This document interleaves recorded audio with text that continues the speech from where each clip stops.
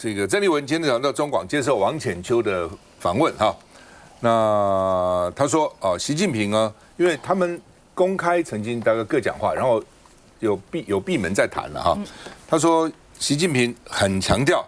兩岸不可以否定掉，我們是來自同一個祖先、同一個民族、血濃於水的一家人。那曾麗文認為習近平一直強調，表示對習近平是很重要的哈。那習近平說，兩岸之間因為歷史的各種原因，所以發展到今天這個樣子的局面，彼此的不同，並不是用來搞分裂的理由跟借口。所以習近平整場都沒有講說台獨。以前老公會譴責台獨都沒講，只是講分裂哈。那一個民族一個文化，對不對？你講的中國話，寫的中國字，那你一定要說這個你不是中華民族，這還有講我是南島，我怎麼看也不太像南島啊。你真的什麼叫南島？菲律賓人就是南島。你把菲律賓人跟台灣人兩個擺在一起看，你講得像嗎？你什麼地方像？你告訴我。當然血裡面混的這是有啦，這對不對？台灣的血什麼西班牙啦、日本啦、南島啦、荷蘭都有，這個不稀奇的哈。但是呢，你就說硬要說你是南島人，很傷人了哈。那另外呢，曾麗文說，習近平這個大量脫稿，他說習近平講話一半以上是脫稿的所以呢，他說脫稿就比較真情流露嘛，因為你看的稿就是都寫好的那所以呢，習近平說這個充分理解兩岸分隔那麼久所以有這麼多的不同，而且台灣已經發展完全不一樣的社會制度、生活方式，所以他們重視及了解所以他說，曾麗文說他聽這話以後感受很深了而且呢，習近平說兩岸冰凍三尺非一日之寒，已經70快80年了嘛，所以要愚公移山、精衛填海的恆心跟耐心來解決，我覺得這是對的。不要急，兩岸歷史100-200年都是轉瞬就過了，歷史上已經幾千年的歷史嘛，所以很多事情不能勉強不要硬幹我覺得很重要的，不要硬要非要用武力來解決這個是一個災難了那另外呢，曾麗文會不會選208、2028？因為會不會選208？他沒有否認曾麗文今天沒否認，他只是說太遠了。我每天在想台灣現在該怎麼辦但是呢，2028還太遠這個所以呢，這個曾麗文說他看習近平是真心盼望兩岸理解尊重說他到美國會有非常非傳統的行程，就是可能不是政治啦，主要是經濟，他說已經有人主動邀請了那另外呢，這個主持人在問，有人說你要選2028，有沒有？曾麗文說我活在當下，2028太遙遠了所以呢，曾麗文在喊話賴總統說30年前我就認識你了，那我們見一面也好，你們見一面都不見就算不談大陸，談談國內的各種問題也可以談為什麼都不談呢？我們看一下。國民黨主席曾麗文在政協會返台後首度現身，第一個行程先拜會前立法院長王金平。非常感謝院長，出門前的時候給我非常大的加持也得到院長很大的肯定。那希望我們執政當局呢，也能夠用智慧、善巧的來這個接受。王金平盼執政黨接受大陸釋出的10項惠台政策，才能促進兩岸發展。曾麗文也在廣播中大談對習近平印象，第一次見面就感受他很親切自然，甚至評論他對兩岸事有情感。對，他說台灣已經發展出完全不一樣的社會制度、生活方式，他們非常的尊重理解。但是我覺得他好，他講這句話，哎呀，我感觸真的太深了。習總書記耶，真的當着我們的面說。很驚訝。政協會後，國民黨的曾麗文路線似乎已經確立，除了掌握兩岸發聲權，現在也有聲音鼓吹由曾麗文來挑戰2028總統大位。所以我從來不庸人自擾，我從來不去思考這麼遙遠的事情。2028就是國民黨一定要執政，所以今天事實上我很感謝這個中共中央台辦所宣布的這10項政策，大力多。然後呢，我之前就跟大家講過了，我也知道很多人不看好。鄭麗文只說不去思考這麼遙遠的事情，再次重申正習會就是藍營2026的選舉大利多。而相比之下，鄭麗文訪陸，台中市長盧秀燕訪美，兩條不同路線都被視為是國民黨的兩顆太陽，而第三顆太陽也被點名是台北市長蔣萬安。沒有，我想今天最重要，你們都很關心太陽，我們今天很關心地球。我們4次就是來推動節能減碳。蔣萬安笑回今天比較關心地球，而正習會後能不能助攻藍營2026，甚至延續到2028，還有待觀察。好，鄭麗文今天接受中廣王淺秋的訪問了，他剛剛特別講，他說他去之前有很多人很擔心，是去之前很多人很擔心，不是擔心他，沒有人擔心鄭麗文，因為他講的一定講和平嘛，是擔心習近平不知道會講什麼，因為習近平你能管他講什麼嗎？他萬一在跟鄭麗文見面，突然講到統一啊，突然講到什麼一國兩制啊，那就麻煩了嘛。可是習近平顯然也是很克制，沒提到這個，甚至說按照這裡面連台獨的媒體只談到分裂哦，所以也看起來，所以鄭麗文這次去至少沒有扣分哦，那加多少分？可能每個選區可能不一樣，有些選區可能比較需要，比如農產品銷的比較多的選區，漁產品銷的比較多的選區啊，那這個就是沒有影響到年底的選舉，說哦，習近平突然講了一個，然後讓民進黨撿到槍，其實沒有了哈。那至於將來大陸的所謂的那個10個對台灣的，或者路10條，到時候會怎麼樣啊？到時候呢，哪些可以落實？有些還是要民進黨才可以了啊。比如說直航，要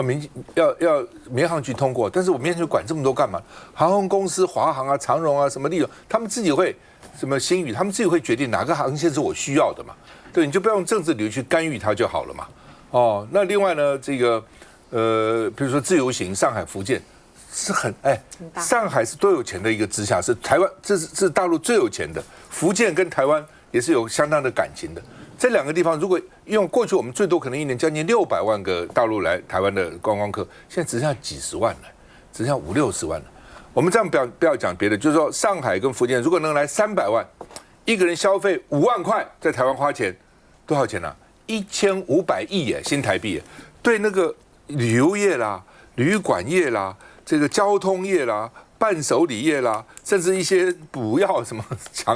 腸胃散啦什麼之類，還有什麼自費的那些藥，聽說大陸人很喜歡買，那都是多麼有利的事情。這些錢你幹嘛不要呢？而且大陸人來了解台灣，哇，台灣這麼友善，對不對？台灣這麼好，這些人回大陸去，如果大陸將來要打台灣，這些人會說你幹嘛打人家台灣呢？我們台灣人很好啊。那個比你什麼愛國者飛彈更有效了，真的是這樣子了。好，來，醫生，你們去感覺怎樣？的確，這個是睽違10年的這個兩黨的領導人會面哈。那就像剛剛趙先生講的，其實我們這一趟不只是締造和平，那當然出發之前大家會有一些期待，但也會有一些忐忑。但是呢，我們在這個過程中呢，包含像在這個南京中山陵的談話，再到上海，然後再到這個北京會見習近平主席，雙方的談話，其實我們發現不管是台商或者我們很多的一些台灣的民眾，大家都是給予非常算是肯定，因為大家會覺得說吃下一顆定心丸。因為全程的主基調，就像鄭麗文主席去之前講的，唯一的政治基礎就是所謂的9·2共識，反對台獨。那你也可以看得出來，就是所有的過程之中呢，大家沒有談到所謂的和平、武統、一國兩制，這些完完全全都沒有出現。所以換句話說呢，我們這麼簡單的，大家談這麼久的9·2共識，只要支持這唯一的政治基礎，其實呢，包含對岸釋出來的訊息給我們的就是只要支持這樣子的政治基礎，其他什麼都可以談。話好好說，有事多商量，那一切多商量，和平可以談，那是不是也代表着維持共識、維持兩岸的現狀也可以談呢？所以兩岸和平非常非常有機會。其實我們也不用真的說犧牲什麼，不用放棄什麼，也不用所謂的一些門票。所以換句話說，這一趟訪陸之行呢，我們國民黨證明了2件事情：第一個，我們可以降低衝突的風險；第二個呢，我們維持了主體性。換句話說，你也可以看到習近平總書記他主動提到了台灣選擇不同社會制度跟生活方式，他沒有觸及說我們要統一、武統、一國兩制等等的。所以等於說原本這個很僵死的對話，兩岸很冰凍、很敵對這個狀況呢，本來僵死的對話，現在呢是重新拉回了，我們彼此可以對話、可以交流等等的。所以你也看得出來呢，其實以往我們國民黨的一些路線，比方說訪美跟訪陸兩個可能是團隊不同的作戰，訪陸的就歸訪陸的管，訪美的就歸訪美管。但是呢，這一次完完全全不一樣。這一次的訪陸之行呢，我們袁健生大使也去了，我們國際部的董家瑜主任也去了。這個代表什麼？我們國民黨就是一個團隊，訪陸跟訪美同樣都是重要，從來都不是二擇一。訪陸工作跟訪美工作，就是國民黨要證明我們可以主動的去設定非常多一些政治議題，台灣可以去主動的設定非常多一些話語權，我們絕對不會持續的去淪為大國地緣政治的棋子，沒有任何的主動性。我想國民党是在野黨哦，不管是跟習近平主席之間談了哪一些的事情，回到台灣還是會遵守這個台灣的一個法律啊。我們只是比較遺憾的，陸委會看到這個10項的這個會台的一個政策啊，就完全是用膝蓋式的方法，然後呢不斷告訴大家說，這個就是完全一個短例，它就是一定要有個前提，那這個前提之下面才來談條件，這不符合我們國家的這個對等的一個原則。他們這樣的反應，我是覺得比較遺憾的，因為呢沒有發生大家所擔心的事情，就像誠如剛剛主持人所提到的，習近平可能從他口中裡面，像上一次提到的一國兩制，沒有這樣的一個問題，大家只針對一個非常現實的層面，包括對我們南部最有效的，你看遠洋漁業可以在大陸來做一個停泊，短暫的一個停泊，包括這個陸客，包括很重要是我們的農漁產，就是農產品。那農產品，他就會告訴你說，你看過去的例子啊，這個每一次都是給我們很多的大利多，然後呢，他說停就停，讓我們的農民這個什麼，這個完全是血汗做了這麼多的事情，到最後他一說停，我們大家就完全慘成一排。那做生意不就是這樣子嗎？做生意的時候，你如果能夠苦民所苦，讓他可以賺錢的時候，讓他去賺。萬一這些人一定會汲取過去的教訓，也知道可能政治發生了哪一些的變動的時候，可能這樣的利多就會停止。但是在這個利多還沒有在完全發放之前，可不可以讓這些農民可以有一些錢來賺？當然，我們也期望不要受到任何政治的因素，可以讓這些所謂的互惠互利能夠變成是一個制度化、一個很友善的環境，而不要受外在的一個干擾。不過這也證明了一件事情，如果連農產品這麼單純的一件事情，為農民來做发生這樣一件事情都沒有辦法踏出台灣，沒有辦法賣到大陸去，那國民黨有什麼資格去賣台灣？連農產品都賣不出去，還賣台灣呢？汪告幾款宰寮。所以這個東西對這個民進黨來說的話，我只能是期盼，就是說有這樣子的一個出口點，是否可以釋放出更多的一個友善？那這個友善的基礎之下面，未來要怎麼樣的行？我覺得這個必須都給自己一個緩和的空間，而且最重要的是和平會被他們操作。但是我覺得鄭麗文這一次提出來一個非常重要，就是避戰。避戰總是沒有問題吧？你和平你會說你要和平，所以你們要簽了什麼投降書，你們要簽了什麼和平協議？避戰這件事情，重點放在避戰這件事情，總是大家的一個期盼吧。我只是希望，不管是誰能夠讓兩岸的關係變得和好，讓這個戰爭不要發生在台灣的本土，以這樣為基礎點，不是意識形態。我覺得這是全國每一個人都應該往這方面去朝這個目標去前進的。民進黨跟國民黨的基本的最大不同了。是國民黨像剛剛智仁講的是要避戰，那民進黨講的叫做備戰，哦，備戰跟避戰當然都不希望戰啊，其實誰希望戰爭呢？但是呢，國民黨的意思是說，你最好能夠避嘛，連這個都不要。那民進黨說我要備，所以我要國防預算要變將近1兆哦，然後1兆2500億的這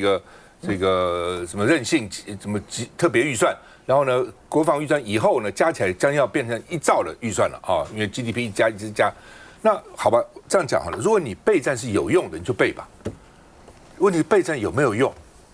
哦，你以台灣，你就算給你1年編1兆的國防預算，它是你大概7、8倍，它現在是比你多了，現在16、17倍，將來你增加以後，它變成你7、8倍，還是比你多很多。而且打下來的結果，你自己看現在幾場戰爭，俄烏戰爭戰場在哪裡？烏克蘭多慘啊！1000萬人流離失所，伊朗現在多慘啊，對不對？這個以哈戰爭啊，你那個哈馬斯多慘，所以在哪裡打，哪裡人就倒霉。那你台灣要不要這樣？那這輪這次去我在看啊，好的是說，一方面當然我們希望和平，大陸一點也知道嘛，哦，台灣人現在是一方面不願意統一，不願意1國2制，但是一方面又怕打仗，又怕上戰場，這兩個其實有點矛盾的，你知道嗎？哦，但是不管哦，這是台灣的現在的心態嘛。那在這種情況之下，至少鄭麗文去，伸手不打笑臉人嘛。最大在野黨跟你表示我們希望和平，習近平真的想打台灣的時候，你想想看，這國民黨這些人這打，搞不好這個飛彈丟下來，這個炸彈打下來，不是打到台獨，是打到江義珍呢？誰知道？誰知道嘛？你怎麼知道會怎樣嘛？对，他就會想說，我這樣打對不對呢？而且民進黨事實上只有40%的選票啊，60%並沒有支持民進黨的政策啊，對不对？最重要的就是兩岸政策嘛。40%，你為了這40%去可能打到那60%的，你是不是打到？假如說台灣80%都是這樣，你打吧，但是沒有啊，60%其實並不贊成這樣子啊。那你怎麼打呢？所以從某角度看，你大陸你怎麼忍心，怎麼好意思，怎麼能夠說打就打呢？我覺得，所以這個溝通其實重要在這個地方。民進黨不溝通，在野黨溝通。民進黨從某個，因為民進黨的立場他是這樣嘛，他立場的就是他的選票從這裡來的嘛，沒有關係。習近平說尊重兩岸之間分隔這麼久，各自發展出不同的社會啦、政治制度。同樣在國內，大家也應該知道彼此的立場。國民黨像我尊重民進黨立場，我知道他為什麼這樣，從頭他為什麼，那就尊重你嘛。你40%的選票，民進黨如果今天突然說我不抗中保台了，他那40%票也沒有了，所以他有他的票哦，那我們也尊重。但是民进黨也應該尊重在野黨，在野党替台灣帶來一個和平的契機。不相信你看，如果今天民進黨是80%的選票，你認為會怎樣？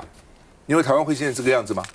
不會的，我告訴你，決定是兵凶戰危的。但就是因為，好吧，你雖然執政，但你只有40%的選票，所以他怎麼打呢？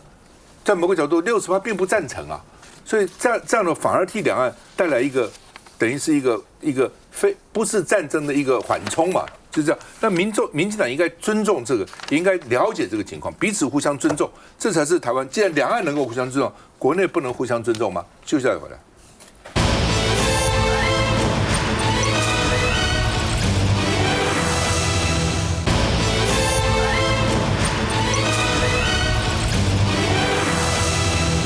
好，政習會之前賴清德有講話，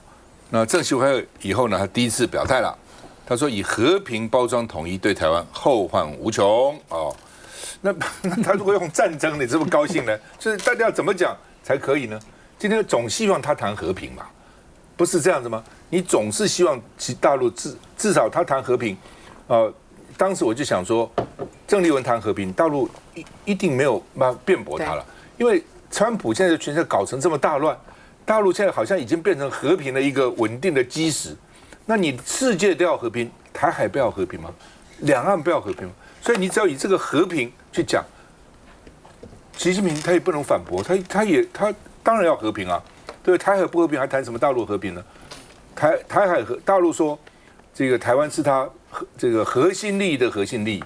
同樣的我們也可以講台海和平是和平中的和平。和平中的最重要的和平所以呢，這個既然大陸已經講說和平，那賴清德說那是包裝統一好吧？惠台措施哪項可行？周榮泰說要跟魚要92共識嗎？因為呢，魚產品啊，什麼農產品要到大陸嘛，所以難道跟魚講說我支持92共識，魚才能到大陸去嗎？那另外呢，這個兩岸交流，周榮泰說要對等尊嚴，所以說對台12個措施給人家戴92共識的帽子所以要92共識才有對台這個10個措施那另外，大陸開放上海跟福建的自由行，交通部長說，大陸開心遞橄欖枝，不開心就變棍子那你總是希望他遞橄欖枝嘛？那你到底希望他怎樣呢陸拋惠台直航牌，就多增加一些航點，因為以前台灣的大陸直航點很多，新冠疫情以後就少很多了，因為航空公司也賠錢了嘛，大家不往來了嘛。那現在新冠疫情之後，本來就應該恢復但是呢，就這個民進黨政府找各種理由，就反正各種限制了。那交通部長說，需求沒有跟上觀光不要成籌碼那就是看需求嘛，就讓航空公司自己去決定。如果這個航線有需求，就開放嘛；沒有需求，當然不開放嘛。當時還是以這個航空公司的這個利益跟評估為主那另外，觀光你又是籌碼了，做生意能賺錢就要賺錢，你能賺為什麼不賺呢？能賺趕快賺，你賺趕快賺對不對？你只要把風險做好就好，沒有說叫你把。我想台灣人現在也學聰明了，不會把風險都放在一個地方嘛，它分散的嘛，這邊也去那邊農產品也是我賣這裡賣那裡，多一個市場怎麼不好呢好吧，除了這個以外哈，又抓到共諜哦，航特部一共9個軍士被起訴哦。那另外呢，包括這個特戰少校、政戰官到底是專門這要保密防諜的，有保防官、中尉輔導長、海巡署也有軍官被滲透，無人機營也有這個有被滲透。還有這個航空特戰指揮部、海巡署，